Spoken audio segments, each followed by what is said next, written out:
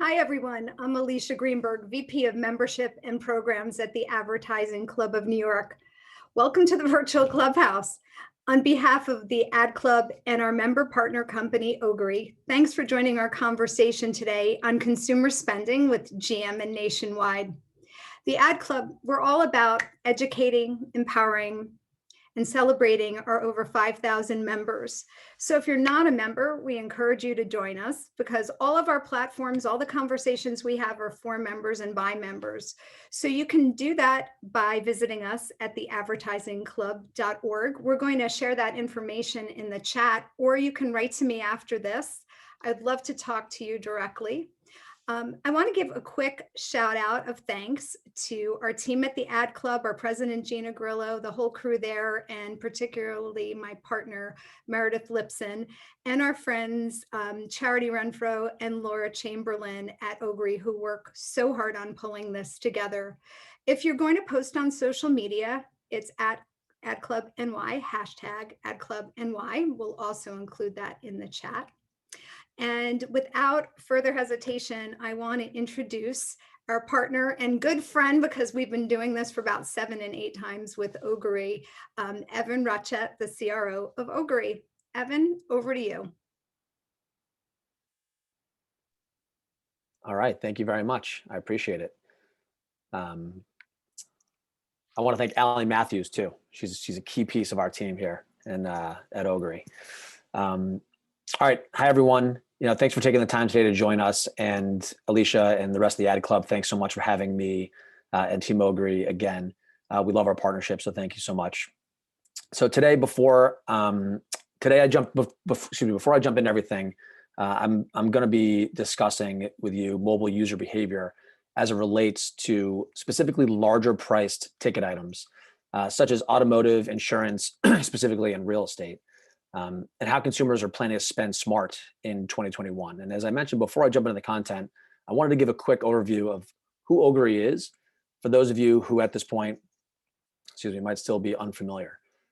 Founded in 2014, Ogury, we're a global leader in mobile brand advertising. We built the Ogury advertising engine, and what this is, it's an integrated stack of technology designed and optimized specifically for branding campaigns on mobile. And we're using safe data to deliver relevant ads in a brand safe and fraud-free environment that are focused on delivering on your brand's KPIs. And of course, I'm more than happy to share more information about Ogury at a later time for anybody that, that's interested. But for now, let's get into it. So today I'm going to kick it off by discussing specifically the shift in consumer spending and priorities, how these shifts will impact consumers spending smart in the future. I'll then share some specific automotive persona-based trends that we uncovered. And then following the presentation, there'll be a panel with Jason Belt, who's the manager of media strategy and investment for General Motors, and Tiffany Grinstead, the VP of PNC marketing integration at Nationwide. And I'm really excited for that chat, so please make sure to stick around. So let's jump into the insights here. So let's kick it off by recapping exactly how consumer spend has shifted this past year. And we can discuss how this impacts consumers' priorities going forward. During the last Ad Club event that I joined, we talked a lot about all things finance. And to recap some consumer spending trends, we shared that 64% of Americans' spending habits have changed since the start of the pandemic, and that there was a 50% decrease in discretionary spend. And it really wasn't that too surprising. We all agree. Whether it be traveling or dining or shopping or seeing a movie, a lot of people stopped their regular activities as they found themselves at home and saving for any uncertainties that may come up. And as a result of reprioritizing their finances, many people also stopped their less regular purchase activities, which would include purchasing a new car or buying luxury items. And these larger ticket items took a back seat as consumers became much more cautious about their spending habits with all the uncertainty ahead. In the automotive category was among those hardest hit industries during the start of the pandemic. In 2020, many car dealerships had to close, car buying came to a halt, and with sales plummeting 47%, you can see the stat in the US in April alone. And this was really a staggering 30-year low. But thankfully, across the second half of the year, we saw a pretty steady rebound in consumer spend, with many major automotive companies reporting positive year-end sales figures. But even despite this end of year quarterly gains, the annual U.S. auto sales overall still declined by almost 5%, 4.7% in 2020. Definitely looking forward to hearing from Jason at GM to discuss GM's success and how they really managed last year. All in all, though, despite overall automotive sales declining last year, the relatively strong finish from a number of automotive companies suggests that 2021 sales will be seriously revving up, pun intended. Sorry for that. Couldn't help myself. In contrast to the automotive industry, though, real estate sales really saw an unprecedented boom last year. In fact, existing home sales rose by 10.5% year over year, and new homes sold soared 43.2%. And even with such high sales in 2020, experts are still predicting that sales will continue to rise in 2021. With an increased number of big ticket items being purchased, it's no surprise that people are purchasing insurance coverage to safeguard their investments. And of course, we'll hear from Tiffany on this later.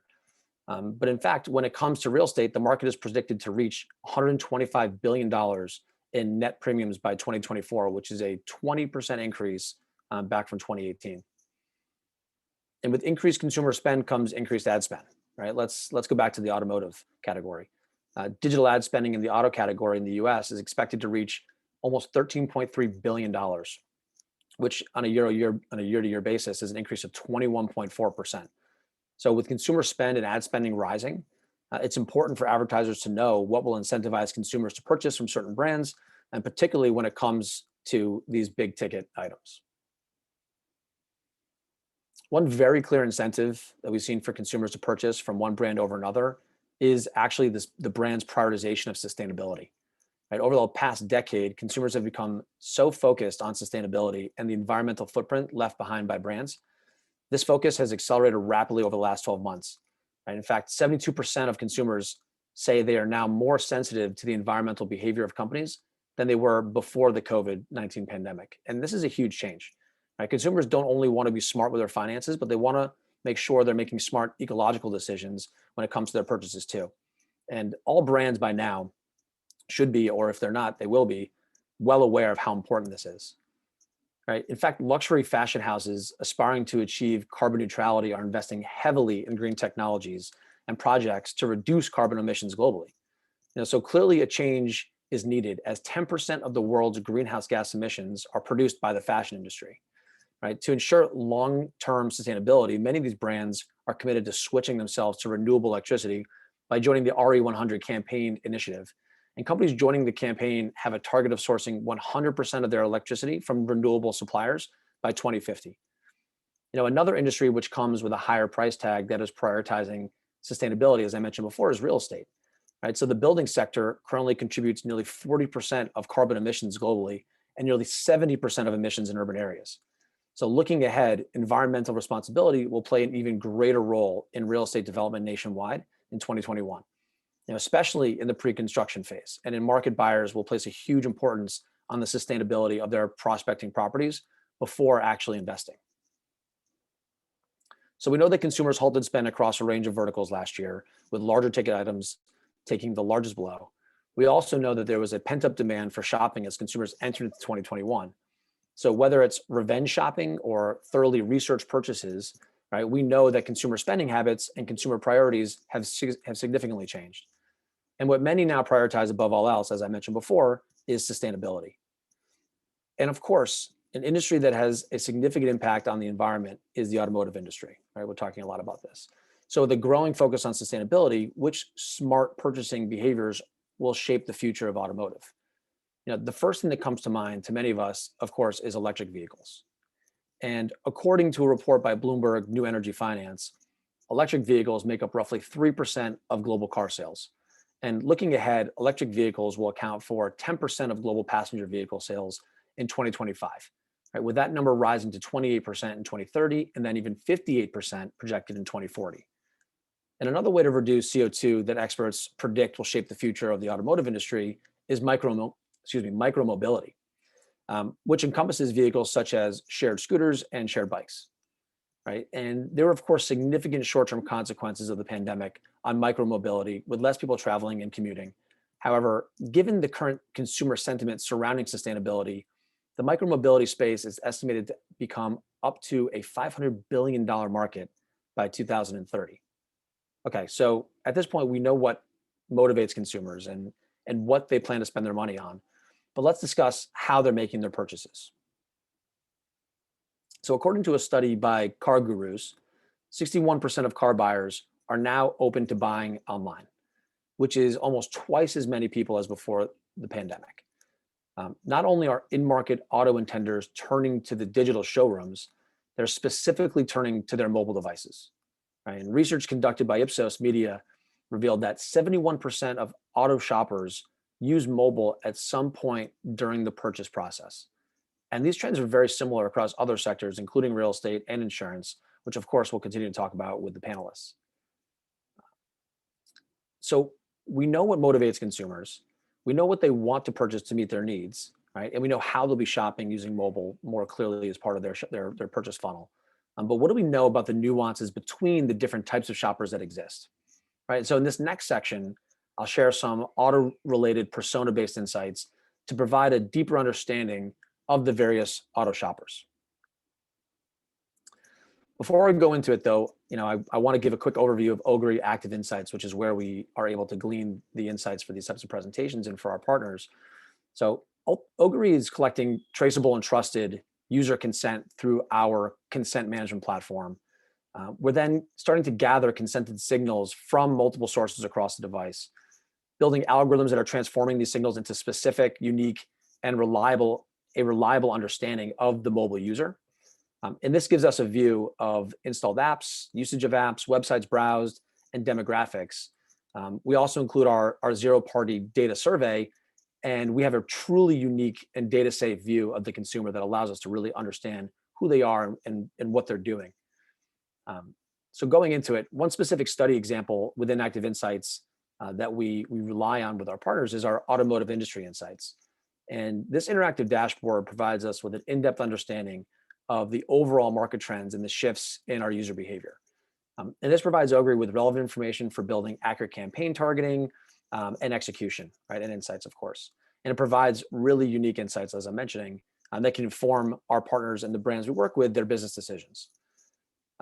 The types of information we can garner from this dashboard include the varying lifestyle segments of auto intenders, the auto prospects, which reveals what the consumers are in market for, and the various content categories that they show a specific affinity to.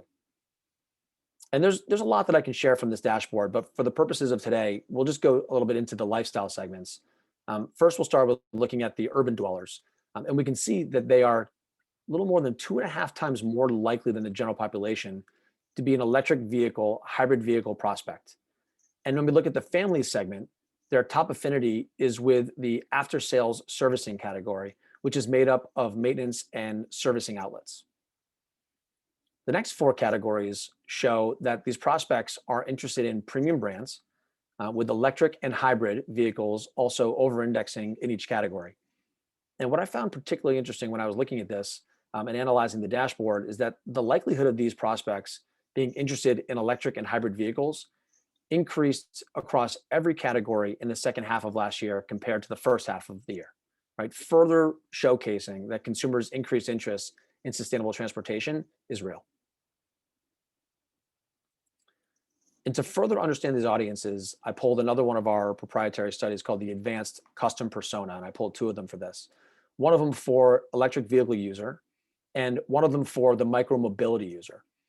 And for further context, the Ogury's Advanced Custom Persona, it's a study that we have within Active Insights, and its mission is to uncover the demographic breakdown of specific audiences and to detail their interests and discriminant behaviors. So on the screen, you can see a handful of the apps and sites that within our study, we were able to understand that define these specific audiences. So we can dig into this a little bit further on this slide. So when comparing the demographics of both audiences, right, we can see that they both skew slightly more male, with the micromobility audience more heavily male than the electric vehicle audience. When it comes to their age breakdown, it's interesting to see that the electric vehicle audience is pretty evenly spread across the age brackets, skewing slightly towards the 25 to 34 year age range and the 55 plus age range. And in contrast, the micromobility audience skews heavily towards the 25 to 34 year age range, followed more closely by the 18 to 24 year range. And it's also important to distinguish the nuances between the interests of both these audiences. So when it comes to the interest categories that they show the highest affinity to, at a first glance, you might think, oh, they're quite similar. But when you break down the specific apps, you can really understand the differences between these audiences. So if we take the automotive category, for instance, this happens to be the top category for both personas. Digging into the electric vehicle audience, we can see they're also interested in car rental apps and are 16 times more likely than the general population to own the national car rental app. And they're also interested in parking and navigation apps and are 12 times more likely to own the Passport parking app, and 25% of this audience own the Waze app. Now, if we look at the micromobility audience, interestingly, it's not only bikes and scooters that the micromobility audience is interested in. Right? They're 23 times more likely than the general population to own the Zipcar app, 15 times more likely to own the MTA eTix app, and 63% of the audience own the Uber app. And this reveals that the audience shows a strong interest in various shared mobility apps, and they're interested, of course, as well in the MTA and public transport. So now if we're to look outside of auto, we can learn a little bit too that the electric vehicle users are also interested in home buying apps like Redfin, and the micromobility users show a strong interest in renting apps like StreetEasy. Other interests that stand out for the electric vehicle user is the smart home apps, including Nest, in addition to the various vehicle charging and news apps and sites that we see there too. And the micromobility users show strong interest in investment apps, including Mint, and various healthy living and sports apps and sites as well. So what can brands actually do with this information? Here's an example of how brands outside the automotive category can target these two personas. Right? So it starts by combining demographic inputs with a custom app and a site targeting matrix, such as what you see here. Because you know the interests and behaviors of the personas, you can get extremely granular with your targeting setup and your brand messaging. And as we know that the electric vehicle drivers are also interested in real estate and smart homes, electronics brands can get quite specific with their messaging to these users. We also know that micromobility user is on the go and interested in sports and fitness. Therefore, sports and athleisure brands can reach these users with high impact creative that resonates with these busy shoppers as well. And of course, there are other personas that we've analyzed and could dig into further. But without going too much into this, I'm excited to get into the conversation with Jason and Tiffany. And if you'd like to better understand any of these personas or any additional personas, please feel free to reach out to me or anyone on the team, and I or we can share this information with you as a follow-up. And before ending the presentation entirely, just to summarize the key takeaways. First, consumers are prioritizing sustainability. Right? This will only continue to grow in importance. So brands need to ensure that they are not only implementing sustainability into their products, but also into their advertising efforts, which we'll talk about more. And secondly, consumers have moved their shopping habits online, right? The move from offline to online has been steadily shifting for years, but now industries that were slightly lagging, such as auto and real estate, are now digital first. And finally, brands should implement strategic activations based on these nuanced behaviors of their key audiences and address the users in a more relevant way. And we'll chat more about that too. So now I'll unshare my screen and I'll welcome my panelists to turn on their cameras. We can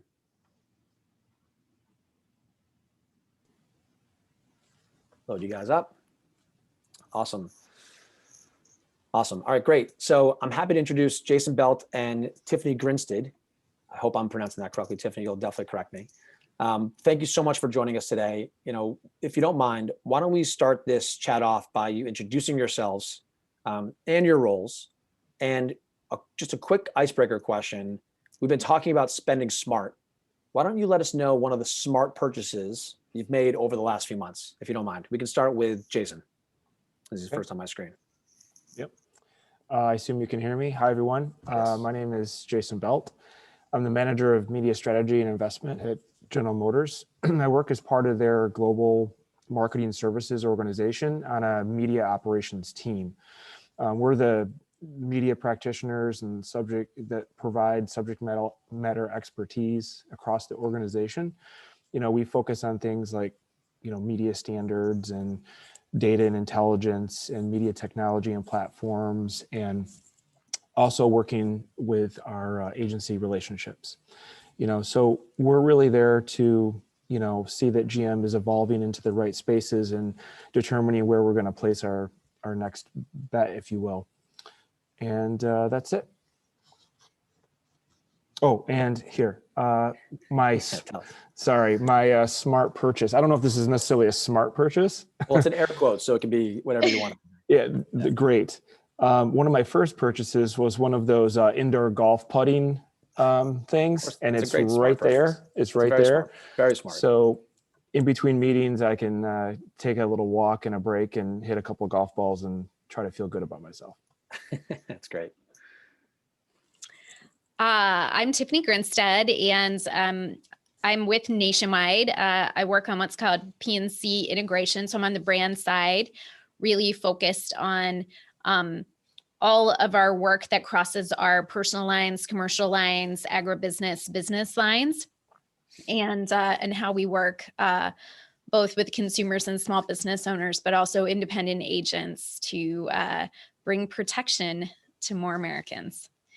And in terms of a purchase, I guess we purchased a series of filter systems for our house and for some of our friends that were teachers who had gone back to school. So I think we've bought like 7 or 8 of these really heavy duty filtration systems this year. Cool. Awesome. Thank you for that. All right, great. Let's jump into the conversation here. So let's start by discussing some of the challenges that you've encountered over the past year. And we know, again, that spending habits changed since the start of the pandemic, particularly with regard to the significant decrease in discretionary spending. Tiffany, if we could start with you, what are the main challenges that you have faced at Nationwide, and how have you overcome these challenges?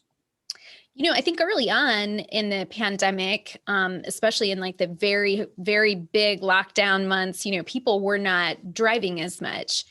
And for those first couple of months, they were a little more locked down in terms of moving.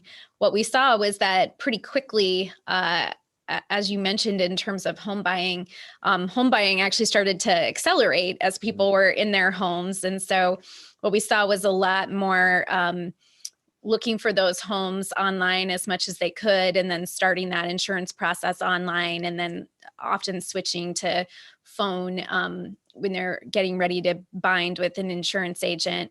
But we definitely have seen a lot more research online, a lot more of that sort of interconnectivity through things like mobile.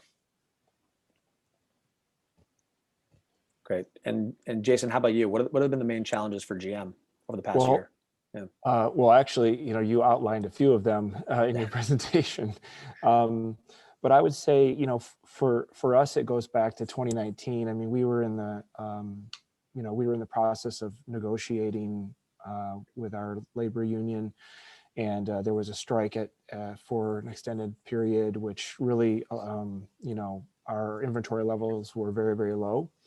And then we started into 2020, and then the pandemic hits, and plants shut down, dealerships shut down, and our inventory levels continue to be very, very low.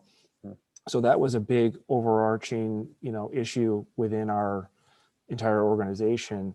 The other interesting or other challenge was that it wasn't every single dealer that closed, and some were closed like partly, and some were closed 100%.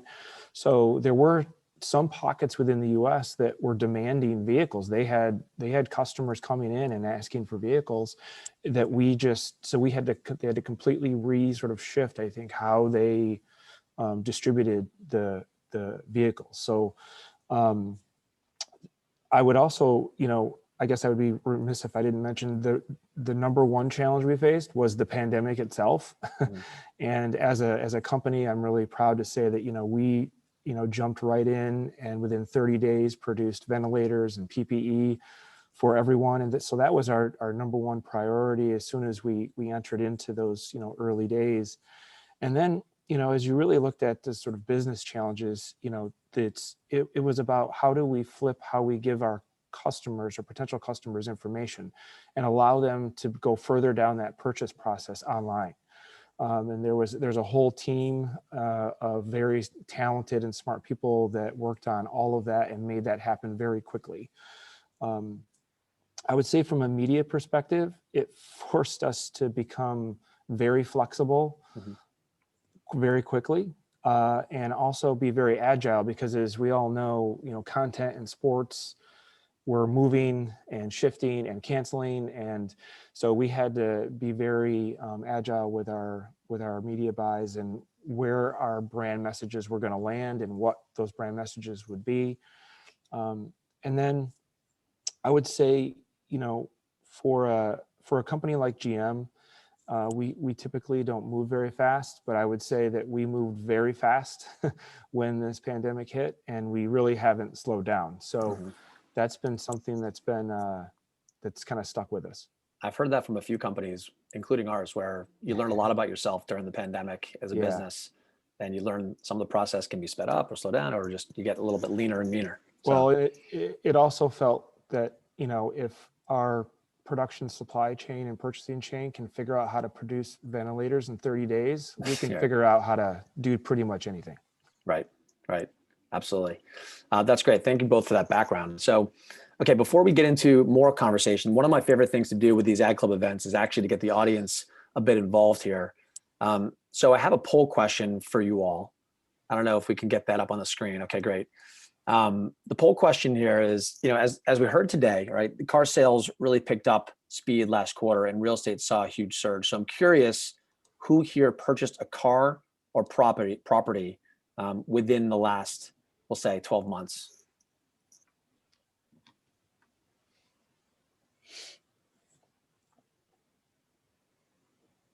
Evan, while we're waiting for that result, I will share that I actually purchased a brand new vehicle during the pandemic. And really, it was more my husband, and it was definitely an easier, in some ways, process than I think it would have been pre-pandemic, because we did do so much online research, and then we kind of just went to pick it up, and we were outdoors the whole entire time. So it was just a new way of car buying for us. Did you do the test drive? We did do a test drive. Okay. That was one thing. We came over, I think we knew pretty much what we were going to do, but we did the test drive, and then just kind of went from there. Awesome. That could have counted as a smart purchase too. That's a good one. That's a good one. All right, great. Results are in. Okay. So let's see. 39% did buy a car or real estate property last year, where 49% said no. And then 11% are thinking of making a purchase. So don't forget to buy a GM and get nationwide insurance when you do. The follow-up question to this, though, so if you answered yes, just to give a little more detail, what was the main motivator in your purchase decision, right? Was it price, was it convenience, or was it sustainability? You can answer this one here.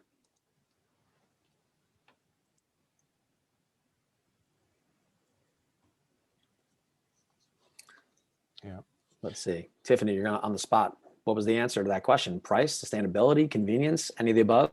I think I would put it more in the convenience category. I guess it definitely wasn't price or sustainability, although we probably should have been more sustainable. We bought a big truck.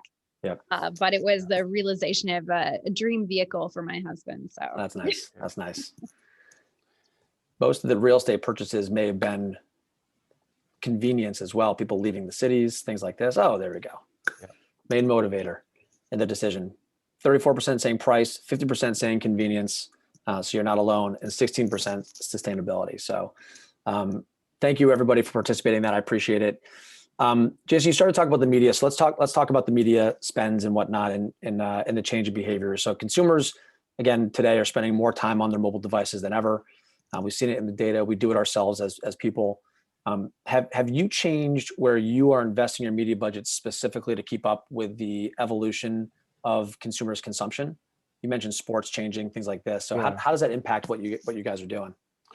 Yeah, for sure. I mean, we, as the COVID situation accelerated sort of this change in consumer behavior, shifting more to online, a lot of, streaming, mobile, we have shifted as well. We place more than half of our, media budget on online channels versus offline channels, and video plays a huge role in that. We look at things like streaming, short form video, and addressable media spaces. And we were really, like I said, we were moving in this direction pre-COVID. It's just we really accelerated it as the behavior, shifted almost overnight. Makes sense. And Tiffany, how about you? I was actually driving today and I heard a nationwide commercial with Peyton. So it's still part of the mix. I could take it. Spotify.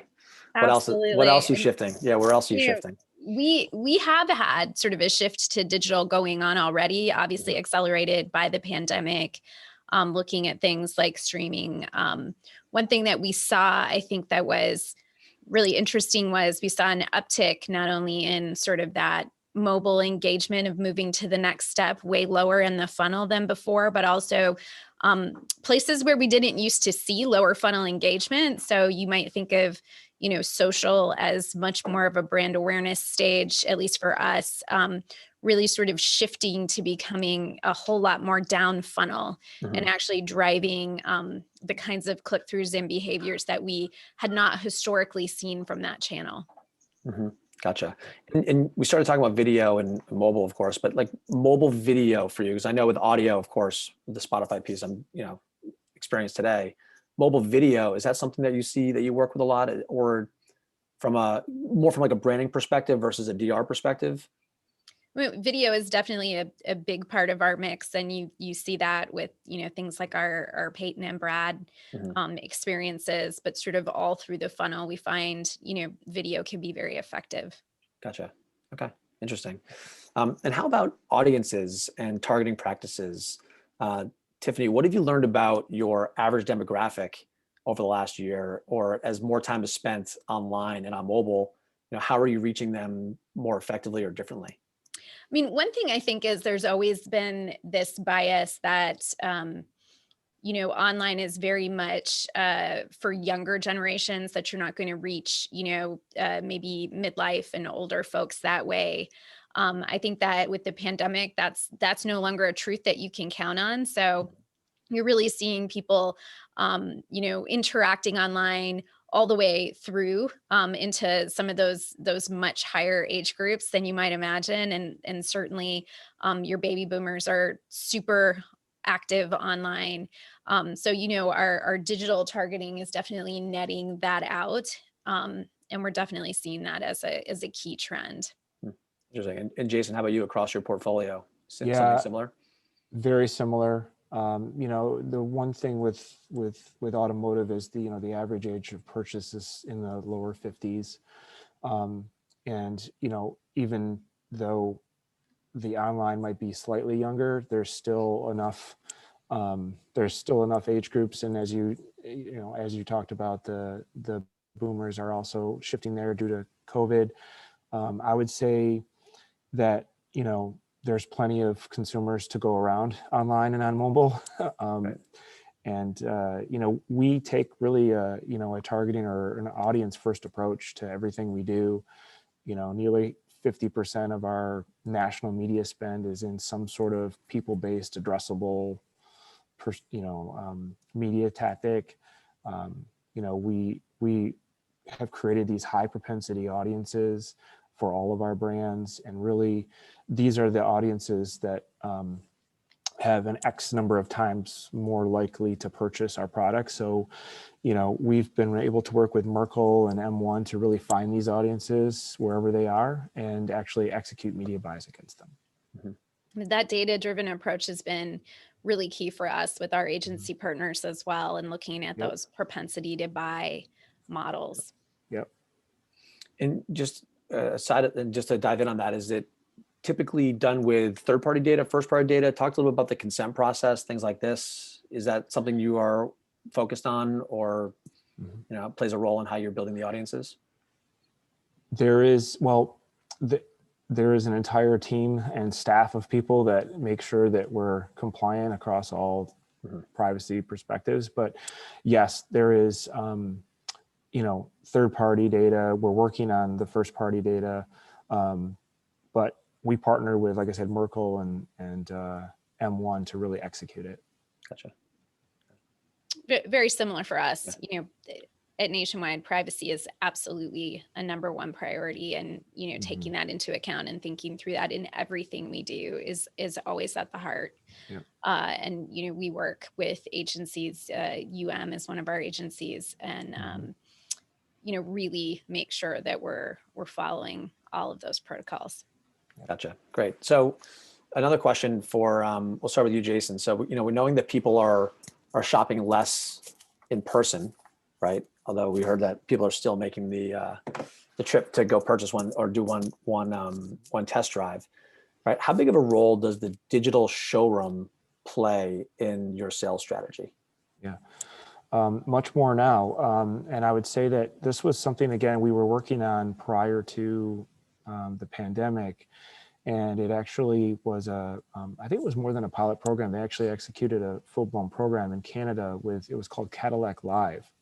And what this was a dealer showroom experience, but it was virtual and personalized. So basically you would sign up for an appointment, you would log in, and there'd be someone on the other side. You could see them, they couldn't see you, and they would literally walk you around a vehicle virtually. They would get in and out of the vehicle, and they would answer any questions that you had. With the pandemic hitting, we accelerated that and brought it to the US, and it launched just recently. It's called Chevy My Way, and it's continuing to grow every week. The response has been very, very positive. And, while I don't think this is going to replace the dealership experience, because that's always going to be needed, but I do think this more virtual, personalized, virtual showroom is going to continue to grow. And we're going to, look to hopefully expand it across all of our brands. Interesting. Is there an impact for the insurance sector with things like this too, Tiffany? I mean, are you seeing a different way of interacting with partners, like even in GM or direct to consumer, because of the shift online?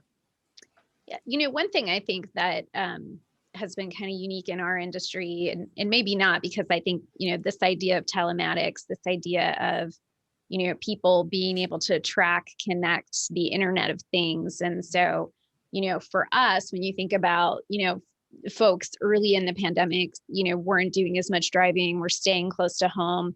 That has since, shifted quite a bit.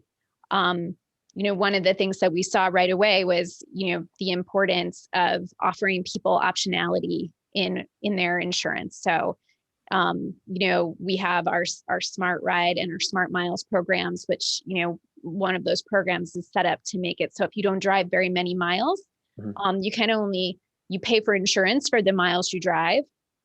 And one of them is really set up about safe driving. And so you can qualify for discounts based on your own actual personal driving habits. And so when you think about programs like that, and we're coming out, with more and more programs like that in the home space and the auto space as we go into the next year, you really kind of have that connection between that digital experience and, then digitally kind of tracking and then seeing the result from, my mobile device that I'm taking with me to track my miles or to track my safe driving, and being able to then see reflected in your price, a better value for what you're personally doing. So I think that's just an example of where our industry is sort of moving experientially. That's very interesting. Now, and I actually saw an article where Nationwide was discussing how it's preparing for future disasters, making some specific references to unpredictable weather disasters like what was happening in Texas recently. Can you talk a little bit more about this maybe, and how Nationwide tries to adapt, like you were saying before, but how you adapt for some unpredictable scenarios? Absolutely. We do a lot of media targeting too in those areas to help people prepare. Oftentimes we know these storms are coming through, reminding folks in Texas, for example, who may not have to worry about freezing pipes, through social, how to keep their pipes from freezing, for example, which is, good for folks, and it's good for the insurance outcomes as well. We really pride ourselves on a very localized approach.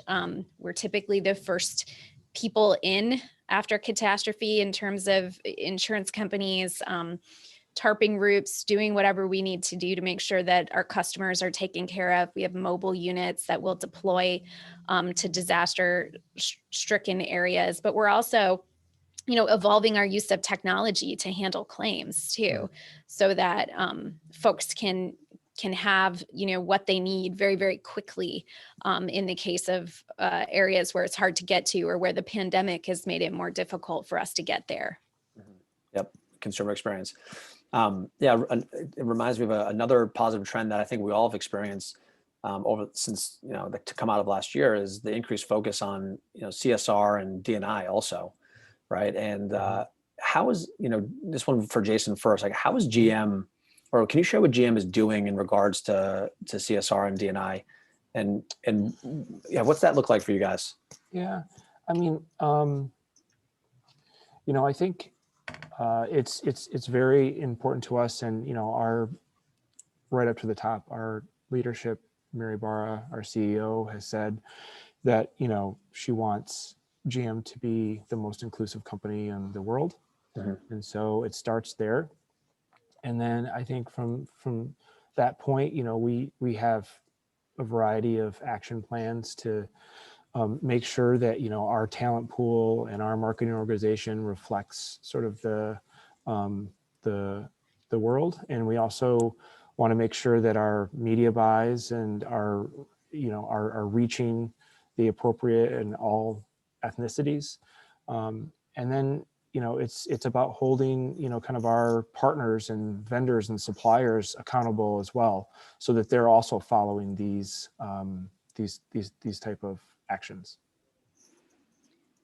Nationwide has always held diversity and inclusion and corporate responsibility at the heart of who we are as a company, whether that be through our foundation, through our, how we look at hiring, how we look at our diversity and inclusion programs, associate resource groups, work with Black enterprise, work with human, the HRC, just all the way across the board. It's a huge focus for us. And we think about it, in really every part of how we go to market and how we do business. So it's not really, it's not really just a thing we say. It's, we're working with our independent insurance agents to help them think about what it means for them in their local markets, in their insurance agencies.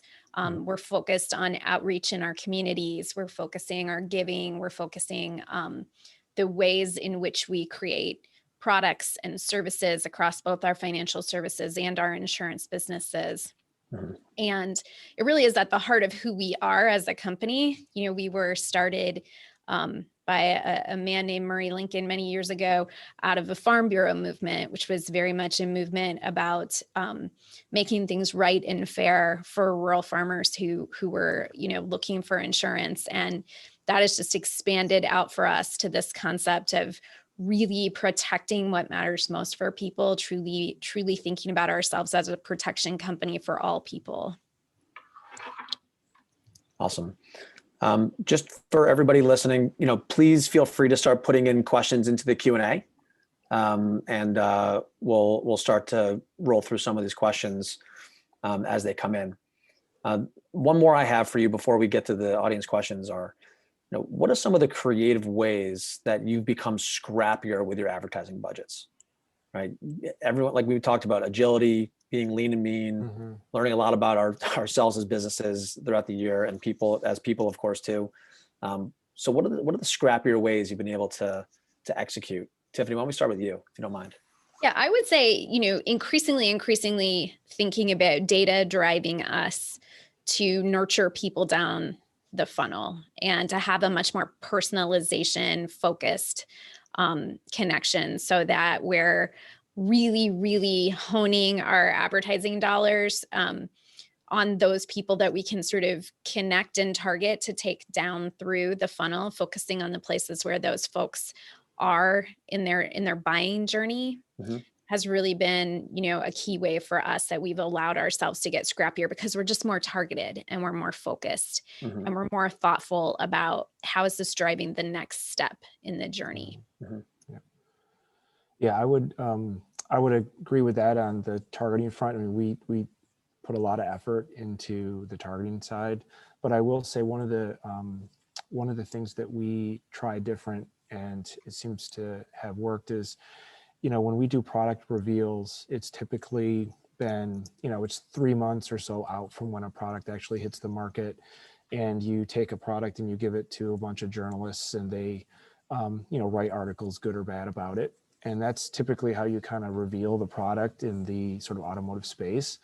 One thing that we attempted this year, and to some success, was to reveal these really interesting products nationally through national media, and then allowed consumers to raise their hand on if they want to, sign up and buy, or just get more information about it. And so we've, this pandemic has really allowed us to kind of rethink that whole product reveal process.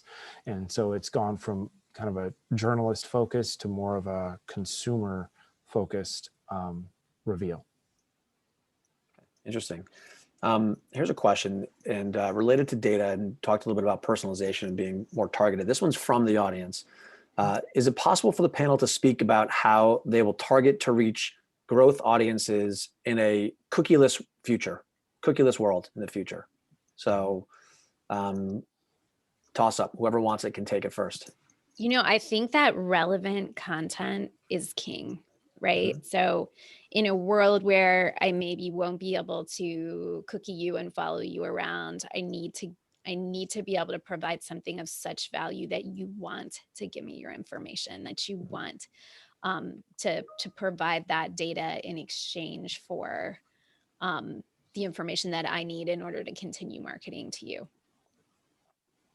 Yeah, I would say that is definitely one tactic that we will use as well. And then we're going to lean on a lot of our tech partners, as well as some of our internal folks to we've got a lot of first party data, and it's a matter of how are we going to use that in the, of course, privacy compliant way to be able to reach out to our current consumers, and potentially use that to model to get the future consumers.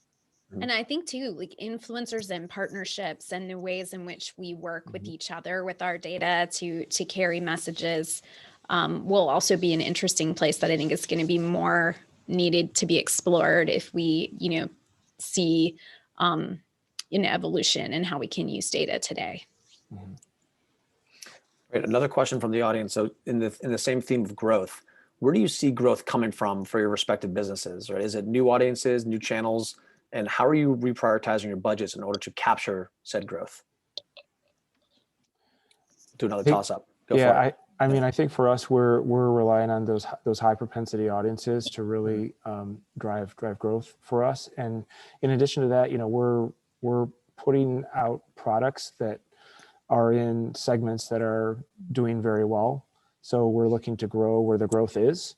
I think it was a couple of years ago, we stopped producing sedans and really focused on SUVs and trucks. And now you've heard that we've moved into the space of electric vehicles. I mean, we're looking to have 30 electric vehicles by 2025 on the ground, which is pretty daunting. And that's going to continue that's going to grow. That's going to grow our sales. And then I would also say that the ethnicity segments are really where, from an automotive perspective, I think if you look, I think it was last year, if you look back, all of the growth in automotive was coming from ethnicity sectors. So if we're going to continue to grow our business, we have to reach those ethnicities, and that will, of course, help grow our business. From a consumer perspective, diverse markets are important to us as well. And those are high growth markets. I would also say, one of the ways that we believe we will grow is through partnership. So whether that's through our ever expanding network of independent agents that are in local neighborhoods and local communities, or whether that's through, innovative tech partners, whether that's through, even partners that might be a little more unconventional for our industry, truly partnership is a key piece of how we know that we'll be able to accelerate growth. And this is another question right in line. It's like people are listening as you go, they get questions. It's perfect. How are you addressing these multicultural audiences? Are you running new campaigns, or are you running the same campaign with different what's the nuance that you're discussing or you're executing on? From our perspective, again, we're relying on M1 and the high propensity audiences within that. And it also depends on the segment. I mean, if you look at like electric vehicles, for example, they over-index with certain ethnicities, and you look at big pickup trucks and they over-index against certain ethnicities. Certain brands have a different appeal. So when they're building those high propensity audiences, there's over-indexing of those multicultural spaces. Now, and we've actually also built specific, ethnic high propensity audiences. Now with those right now, it's running, say, the same kind of creative, but there is the potential as we move further down the road that we'll be creating custom creative that will be running on those particular media buys. We have incredible partnerships, and if anything, that's a mantra for us. With across the board, relationships are really important to us, and we have incredible partnerships with organizations that serve many different elements of diverse markets. We rely on those partnerships to help us find ways to be relevant in those communities to target. Again, we have really diverse hiring practices. So, we have folks at the table making decisions from those communities. And we are also really focused on bringing that across everything we do. So, we are focused on the campaigns that we bring to market, being campaigns that speak to diverse audiences. But we're also really focused on outreach, again, with those partners that we have, with those independent agents, with other kinds of distribution partners, in providing, resources to help them grow those pieces of their business as well. All right, we'll get down to our last two questions. So what trends would you suggest our listeners or watchers pay attention to heading into the new year? Well, continuing through this new year, I should say. You could go ahead, Tiffany, if you have something. Toss up. Oh, thank you. Yeah. I think that it's going to be really interesting to see how pandemic-inspired innovation really changes the way we think about how we reach people, how we connect with people, as we many of us get vaccinated and get back out into the world. What habits from the pandemic are going to stick, and what is potentially going to ricochet back all the way the other way, and maybe even further, right? Do we have a hunger for certain things to be face to face since we haven't seen each other? Or, are we massively now, focused on never stepping foot in a mall again because Amazon can bring us everything? Those are things that I think as marketers, we're going to have to be really agile, and we're going to have to really flex to, because it's just unknown. And I had somebody say to me, why do you think they called the 1920s the Roaring 20s? And remember, they came out of the 1919 pandemic, and just really wanted to enjoy themselves for all the years up until the war ruined all of that, right? So I think we can kind of look at that and ask ourselves, what will the Roaring 2020s look like? And, we're going to have to adapt as people hold on to some changes and are very happy to kick some other ones to the curb, Mm-hmm. Yeah, I mean, I would agree with all of that. That's a very good perspective. I think for us, it's about keeping the customer at the center of everything we're doing and creating that sort of custom kind of personal, the customization and personalization. So, whether it's,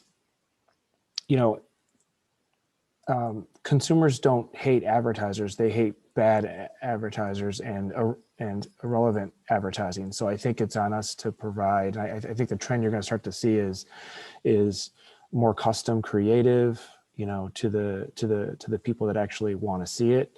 And then I also think that's going to translate over into our industry and from the automotive industry. I mean, we're creating vehicles now that you can customize to yourself. I mean, it's a huge purchase. I mean, a vehicle purchase is the second largest purchase that you're going to make outside of a home. Mm-hmm. And so you're going to see that customization come through in your automotive purchases, whether it's you can change the colors of the dashboard, or you can add certain changes to the lighting. You can add, your connectivity and your personalization of your phone is going to be seamless with your vehicle. So all of that, I think, are changes that within our industry that you're going to see. And I think we're going to see that matched within advertising. You're going to be able to see an ad and have an experience right there in the ad environment without even leaving the content of where you are, or you're going to be able to, even click or push an ad to somewhere and be able to then go experience that on your own time when you're ready for it. I think all of that, I mean, the technology is there. We just have to do it. Awesome. Honestly, we're out of time here, I think, but thank you both so much for joining us. And Jason and Tiffany, thanks so much. And I feel like I learned a lot listening to you both. And hopefully everyone on the call has as well. And a huge thank you to everyone for taking some time and dialing into this webinar to be here with us on this lovely Thursday. So thank you again. Thank you. I'll pass it over to Alicia for some last words.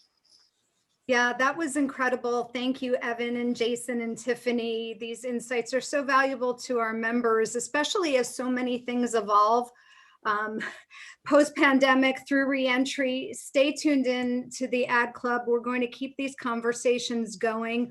Also, we're doing so much in the DE&I realm through our foundation. We're going to share information on that through our link there. So stay connected with us on that as well. We want to see you all back on May 18th when we have another conversation with Oguri. Get those insights ready, Evan. We're going to be talking about mobile video. So we'd love to have you back for that. And I would be remiss because, of course, a big part of the conversation is about creativity. So the Ad Club's International Andy Awards call for entries are still open. There's a little bit of time left. So if you're doing great creative work, we're going to share the information there. Visit our site, put the work in play. It's going to be seen by some of the most amazing creatives in the world. So we encourage you to do that. Please stay connected with us. We're keeping our community together through all of this. Stay healthy and well, most importantly. And thanks for joining us here today. Take care, everyone.